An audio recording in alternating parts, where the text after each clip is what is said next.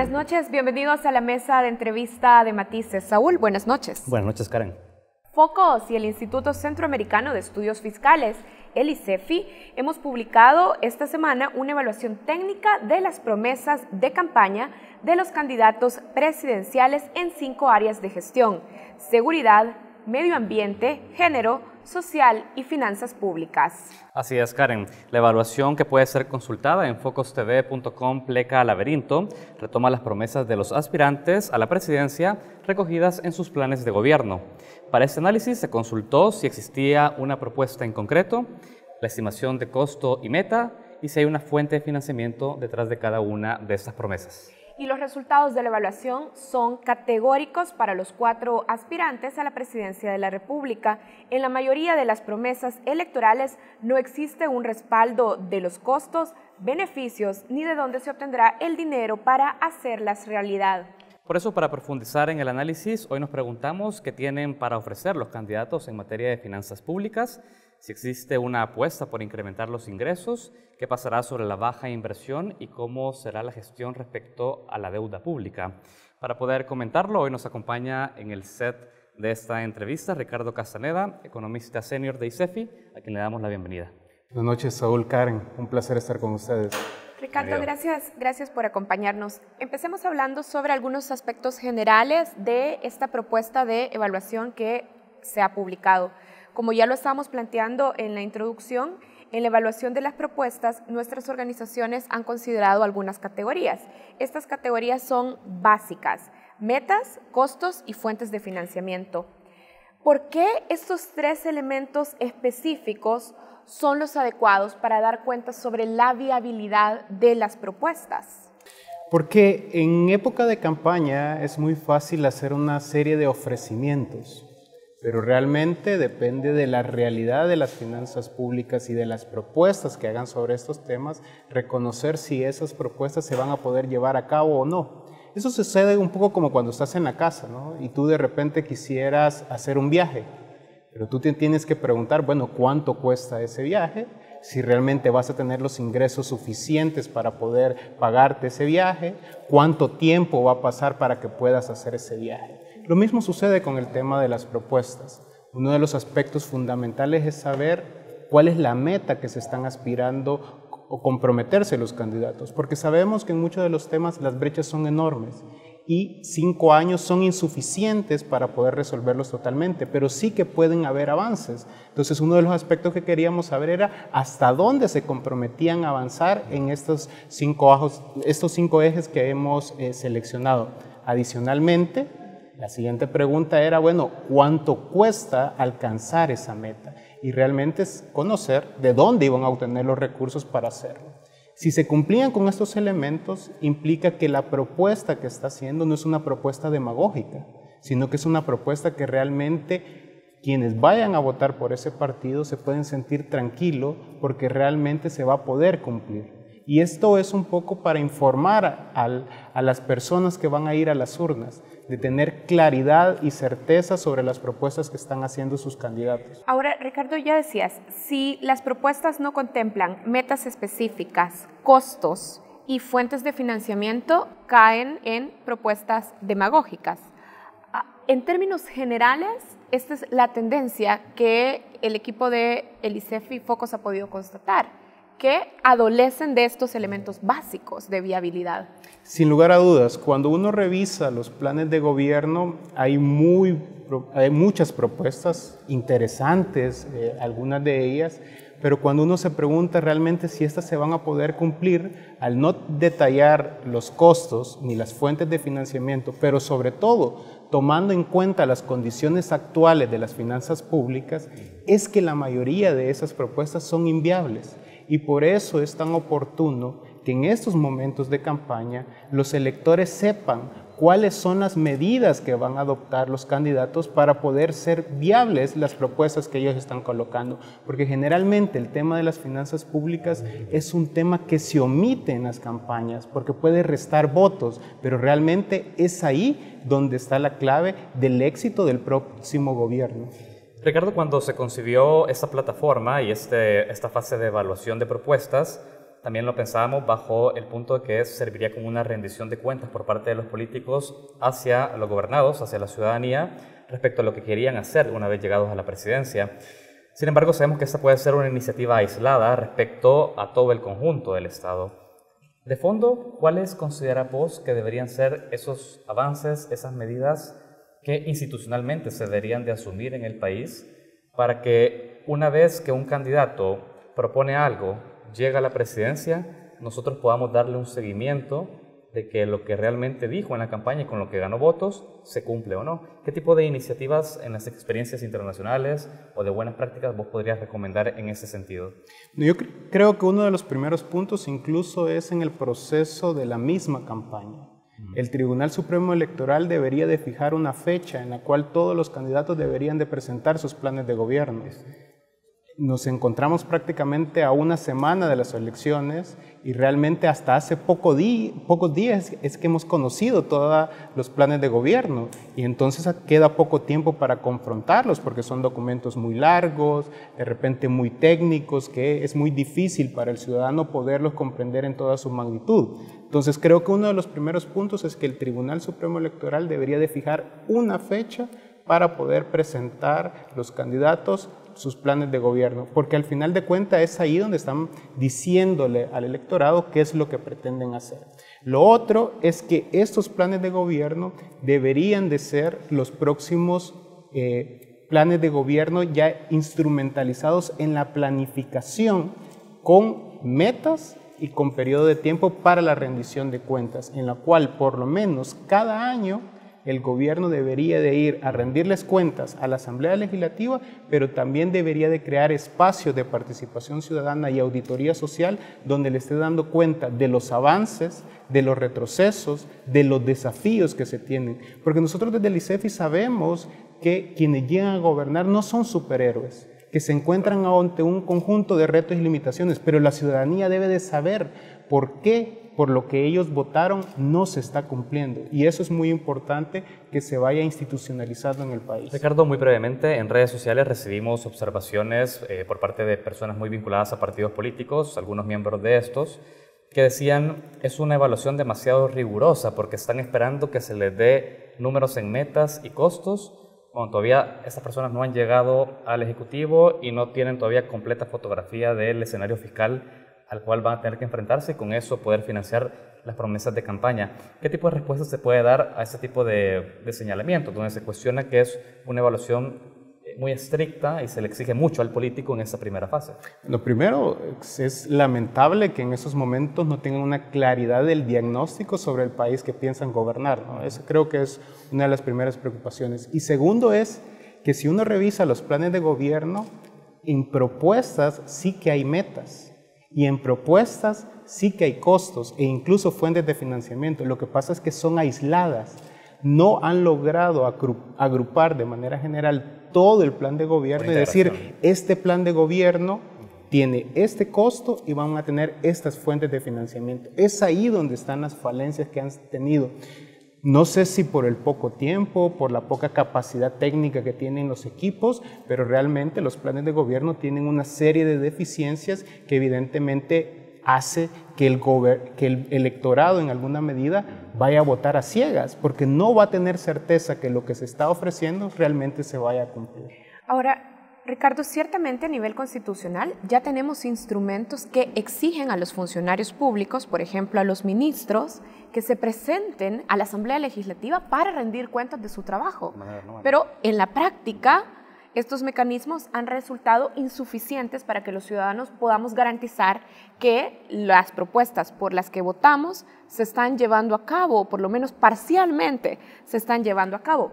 Además de estos mecanismos que ya señalabas en época de campaña, por ejemplo, que hay un límite para presentar la propuesta durante la campaña. ¿Qué otros mecanismos deberíamos de avanzar a implementar?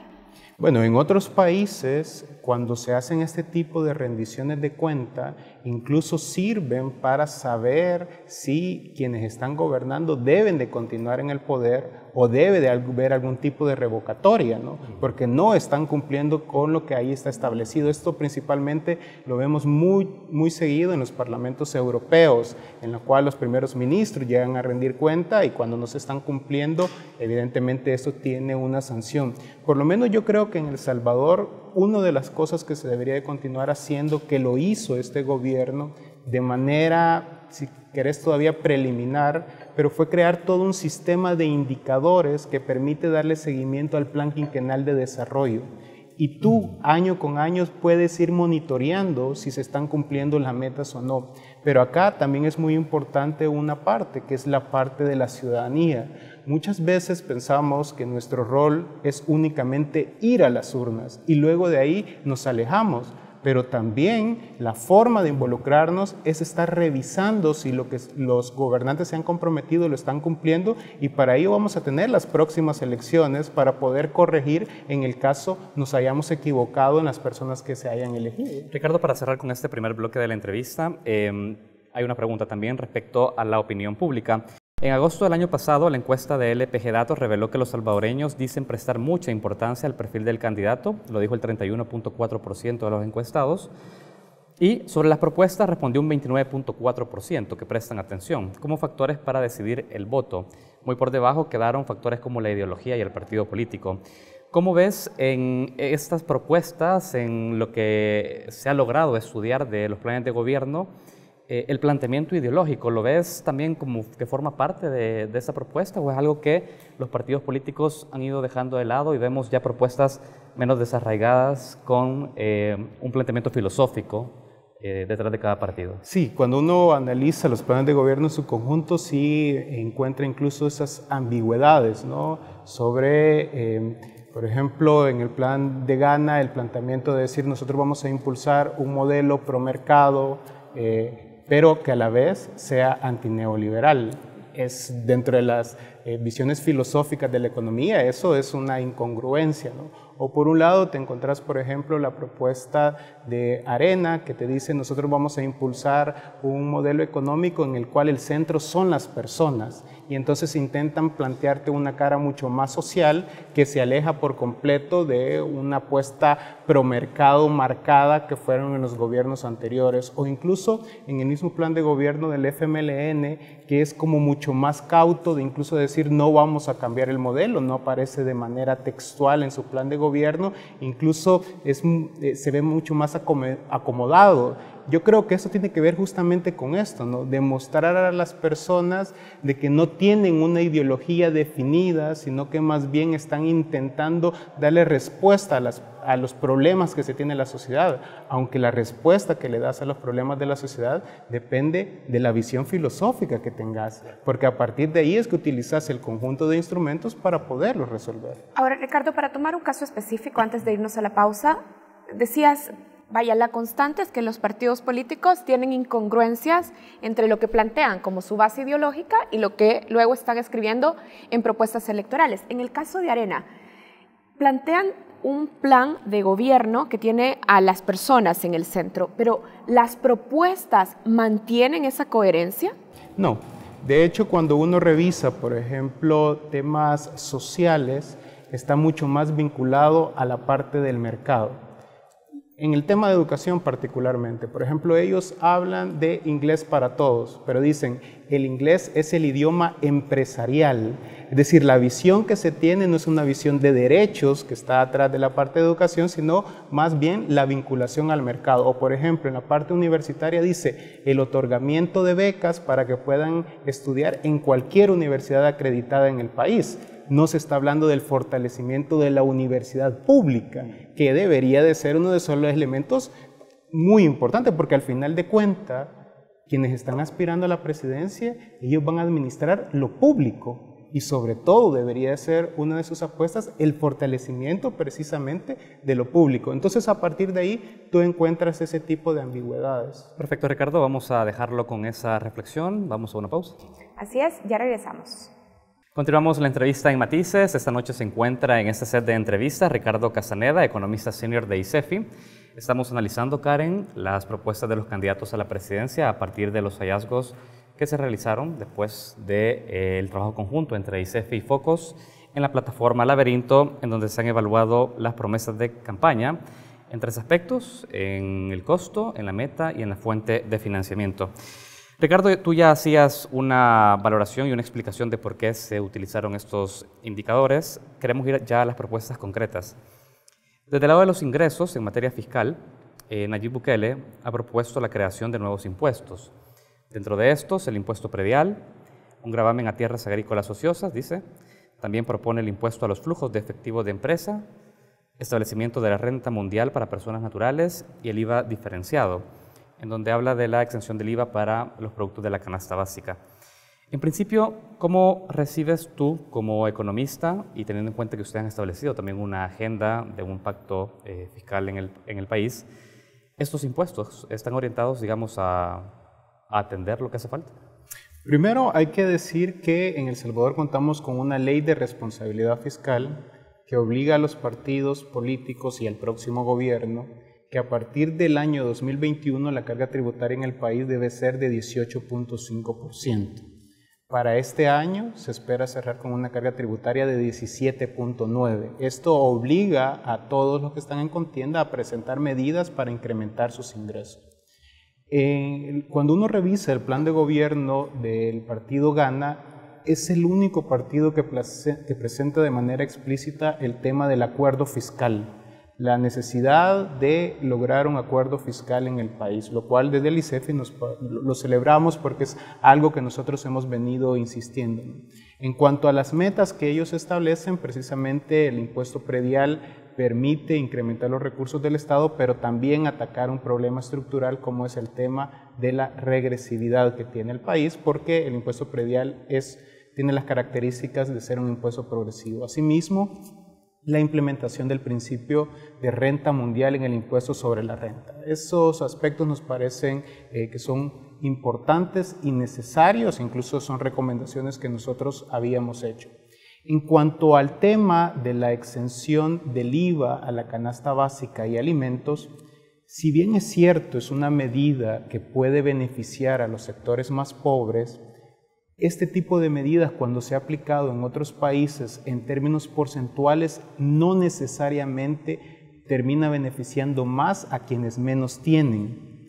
¿Por qué? Porque los porcentajes de compra de alimento y de medicina lo terminan realizando de acuerdo a los niveles de ingresos que tenés. Y entonces resulta que este tipo de medidas no necesariamente termina beneficiando hacia los sectores más pobres. Ricardo, y aquí una pregunta particular. Está bien, no beneficia a los sectores más pobres, pero podría tener también un efecto colateral sobre los ingresos del Estado y la atención hacia sectores menos favorecidos. Sin duda, porque cuando tú dejas exento el pago de IVA de esto, implica que el Estado va a tener menos recursos, ¿no? Entonces, por un lado, estás colocando unas medidas que te van a incrementar los ingresos, pero por el otro, estás colocando unas medidas que te van a reducir el ingreso. Nosotros en la evaluación que hacíamos nos parecía, digamos que teníamos duda sobre si se va a poder cumplir lo establecido en la Ley de Responsabilidad Fiscal, porque no se establece en cuánto se va a recaudar por cada una de esas medidas. Entonces, al no tener certezas, tú no sabes si realmente se va a poder compensar e incluso incrementar la adopción de los nuevos impuestos versus la exención del tema del IVA de la canasta básica y de la medicina. Muy brevemente, Ricardo, la implementación de un impuesto predial, por supuesto, también implicaría un mayor fortalecimiento de la administración tributaria en el país, porque es incorporar a administrar un nuevo impuesto. En otros países este impuesto se traslada a los gobiernos locales. ¿Qué tipo de recomendación harías tú o advertencia, digamos, ante una propuesta de este tipo de ser impulsada en El Salvador? Bueno, primero que se tenga un catastro adecuado, que en alguna medida se ha avanzado mucho. Creo que en los primeros años se pudiera administrar por parte del gobierno central a través del Ministerio de Hacienda, y en la medida que se vaya fortaleciendo la capacidad de los gobiernos municipales, se puede ir desconcentrando la recaudación de este tipo de impuestos. También vale la pena señalar que en el caso de Gana, en toda la parte que tiene que ver con las medidas de ingreso, incluso establecido un calendario de los periodos en los cuales quiere irse implementando cada una de estas medidas, que es de la parte más detallada respecto a los otros planes de gobierno. Bien. Ahora hablemos un poco del plan de gobierno de la Alianza por un Nuevo País. El candidato Carlos Calleja dice: El Salvador no tiene un problema de ingresos. La recaudación en nuestro país es del 17.9% del PIB. Según la OCDE, en el 2016, el problema radica en el mal uso de los recursos, el despilfarro y la corrupción. Luego señalan que no habrá incremento de impuestos y que se promoverá un gasto más eficiente. Además, la obtención de ingresos será por la vía del crecimiento económico, un planteamiento que no resulta tan nuevo viniendo de un partido como Arena. En las condiciones actuales de las finanzas públicas, ¿qué tan viable es para el próximo gobierno decir esto, decir que va a prescindir del incremento de impuestos y trasladar el aumento de los ingresos, o confiar que el aumento de los ingresos vendrá del combate a la corrupción y del mayor crecimiento económico? Primero, esta es una visión miope de las finanzas públicas al decir que el problema del país únicamente está por el lado del gasto. Todas las instituciones financieras, los centros de pensamiento han establecido con claridad cómo el país tiene problemas serios por el lado de los ingresos. No solo en el tema de suficiencia, sino también en el tema de la regresividad del sistema tributario. Entonces, cuando tú dices que no vas a adoptar una medida, es que implícitamente estás diciendo que estás conforme con los actuales niveles de regresividad que tiene el sistema tributario en el país. Y además, estás prácticamente planteando que no vas a cumplir con la ley de responsabilidad fiscal que se ha establecido. Nosotros sí creemos importante, porque ellos lo establecen, el tema de la modernización de cómo se cobran los impuestos en el país, de la reducción de la evasión, pero es insuficiente. Realmente, si se quiere cumplir con todas las propuestas que ellos han colocado, los ingresos del país deben de incrementar. Y debemos de recordar que la carga tributaria de El Salvador es inferior al promedio de América Latina y estamos todavía muy por abajo de los países desarrollados. Esto creo que la ciudadanía debe tenerlo claro. ¿Con los actuales impuestos podemos tener una mejora en los bienes y servicios públicos? Sí. ¿Con los actuales niveles de impuestos podemos aspirar a ser un país desarrollado? No. Un punto para dejarlo de una manera categórica, porque está vinculado a una ley. Tú dices que en la medida que no exista un incremento de impuestos en el esquema actual, es imposible que cualquier partido político pueda cumplir con la ley de responsabilidad fiscal, por más que digan, tal como Karen lo señalaba, que puede existir un incremento de los ingresos a través también de otras medidas que no sea una carga tributaria. O sea, la carga tributaria sí o sí merece un incremento de impuestos por parte de los partidos políticos. Para tú poder incrementar la carga tributaria es colocar nuevos impuestos, modificar las tasas que están, mejorar sustancialmente el combate a la evasión o revisar los incentivos fiscales. ¿Qué es lo que sucede, por ejemplo, con el tema del combate a la evasión? Que los resultados no los tenés de manera inmediata. Y en el país, decía, a partir de 2021 ya la carga tributaria debe de ser de por lo menos, dice la ley, 18.5% del PIB. Hablando de evasión fiscal y de combatirla y reducirla, el FMLN y su candidato Hugo Martínez proponen en términos de los ingresos públicos que no va a impulsar un incremento de impuestos, y además estiman que el combate a la evasión fiscal les va a permitir recuperar 600 millones anuales. ¿Cómo valoramos este planteamiento? Es decir, ¿la meta de recaudación de 600 millones de dólares anuales es real? ¿Es sostenible? Primero, llama la atención la renuncia de parte del FMLN de realmente lograr una reforma fiscal progresiva en el país, que había sido una de las propuestas que habían tenido los presidentes, incluso electos tanto en el 2009 como en el 2014. Y se concentran ellos y nuevamente dicen, en nuestro gobierno no va a haber ningún nuevo impuesto, no, que todo lo vamos a poder resolver con el combate a la evasión.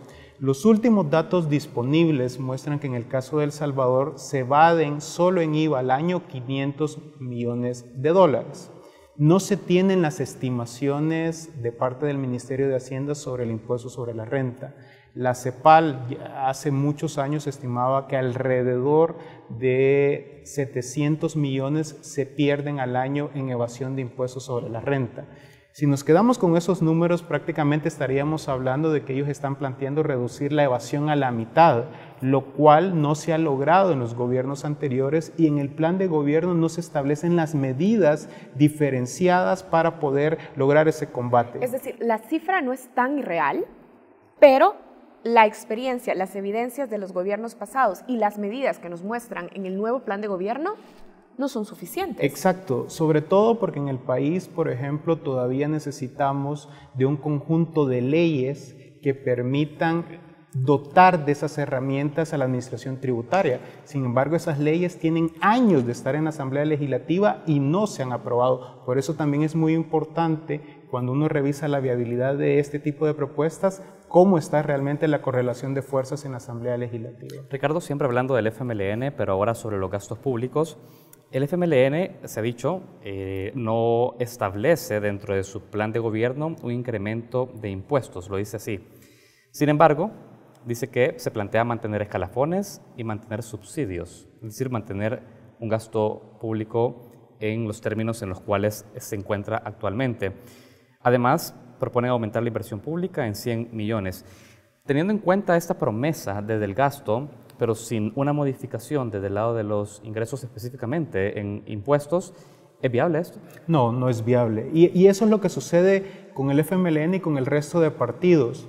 Si tú sumas todas las propuestas que ellos hacen, implica que el gasto público tiene que incrementar. Pero si tú, por el otro lado, no estás estableciendo un incremento sustancial de los ingresos, por un lado implicará o que tú vas a recurrir a deuda para poderlo financiar, o es que algunas de esas medidas simplemente tú no las vas a poder llevar a cabo. Porque ellos, por ejemplo, sí retoman un tanto el enfoque de derechos en la parte social y hablan de coberturas universales en temas de educación y salud. Pero para lograr realmente esas metas, implican que los presupuestos de educación casi se deben de duplicar. Y bajo el contexto actual de las finanzas públicas, eso es irreal. Ahora, Ricardo, hablemos también del Plan Cuscatlán de Ghana. Ya estaba señalando en tu intervención anterior que en el plan de Ghana sí podemos encontrar medidas específicas de incremento de impuestos. Plantean a nivel de gastos públicos, para que lo tengamos en cuenta, una revisión al subsidio del transporte público, un subsidio universal para las familias con hijos en el sector educativo público, el establecimiento de un escalafón para empleados públicos que se pagará en la medida que se alcancen metas y resultados institucionales.